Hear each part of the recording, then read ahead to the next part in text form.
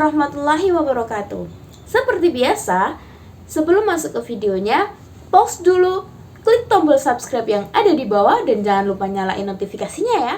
Setelah kemarin aku bercerita tentang proses aku memakai cadar dan akhirnya aku memutuskan untuk bercadar, sekarang aku akan berbagi tips ke kalian bagaimana sih caranya untuk istiqomah dalam bercadar. Kalau mungkin kalian pernah ketemu sama orang yang ngomong hijrah itu gampang, yang susah istiqomahnya. Ya, apalagi istiqomah dalam bercadar. Untuk kita-kita yang masih memulai atau baru memulai memakai cadar itu pasti sangat susah sekali, karena saya dulu juga seperti itu. Awal bercadar itu pasti akan merasa, kok aku kayak diasingkan ya, kok aku nggak punya temen ya. Terus bagaimana aku bisa istiqomah kalau seperti ini? Pasti akan muncul pikiran seperti itu. Karena munculnya banyak cemoohan, akhirnya banyak yang memutuskan untuk lepas lagi. Nah, kalau menurut aku itu adalah solusi yang tidak tepat. Kenapa? Aku tahu kalian memulai bercadar aja pasti butuh waktu kan. Tapi setelah mendengar cemoohan-cemoohan itu, nggak punya teman dan yang lain-lain, malah memutuskan kalian untuk lepas lagi. Masya Allah, please jangan dilakukan. Carilah solusi yang lain selain lepas cadar. Nah, sekarang aku akan membagikan tips ke kalian bagaimana cara aku untuk beristiqomah dalam bercadar. Yang pertama, niat kuat karena Allah Subhanahu wa Ta'ala. Seperti yang kalian ketahui, apapun yang kita lakukan itu harus didasari dengan niat.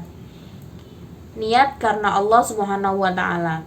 Jadi ketika kita sudah ada niat yang kuat, maka kalau suatu saat ada orang yang menggoyahkan kita untuk lepas lagi cadar, itu insya Allah tidak akan menggoyahkan kita, karena kita sudah niat betul-betul ingin bercadar.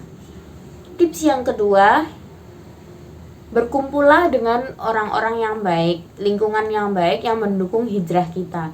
Kenapa sih harus seperti itu?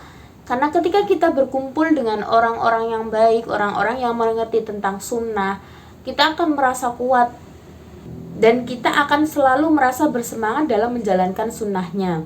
Tapi gimana nih kalau keluarga sendiri yang tidak mendukung kita untuk bercadar? Nah, aku pernah dengar cerita tentang wanita setengah cadar. Loh, kok wanita setengah cadar? Iya, karena kita bercadar di tempat yang lingkungannya mendukung memakai cadar, dan kita melepasnya di lingkungan yang tidak mendukung kita memakai cadar. Contohnya di keluarga kita. Nah, bagaimana dengan wanita setengah cadar? Menurut aku, kalau kalian menganggap cadar itu sunnah seperti mazhabnya Maliki, bahwasanya wajah itu bukanlah aurat dan cadar itu sunnah, tapi bisa menjadi wajib ketika itu akan menimbulkan fitnah. Maka yang seperti itu nggak apa-apa menjadi wanita setengah cadar, karena Islam mengajarkan untuk jangan menunda sesuatu yang baik untuk menjadi sempurna. Tapi kalau kita bisa melakukan setengahnya, maka jangan tinggalkan seluruhnya. Nah, selanjutnya tips yang ketiga dari aku, jangan baper melihat pakaian-pakaian kita di masa lalu. Kenapa? Karena itu sangat-sangat berpengaruh sekali. Dulu aku pertama kali bercadar juga seperti itu. Masih punya jilbab yang pendek, terus masih menyimpan celana-celana yang ketat. Nah, ketika itu masih ada semua, suatu saat kalau kita melihat lemari kita yang masih ada celana dan jilbab-jilbab itu, pasti ada pikiran untuk memakainya lagi. Jadi saran dari aku, ketika kita sudah mau memulai untuk berhijrah, berjilbab besar atau mau bercadar, mending dikasihkan ke orang untuk barang-barang pakaian yang sudah tidak layak lagi untuk dipakai. Jadi itu dulu video dari aku, semoga itu bermanfaat untuk aku dan untuk kalian juga. Terima kasih sudah menonton. Assalamualaikum warahmatullahi wabarakatuh.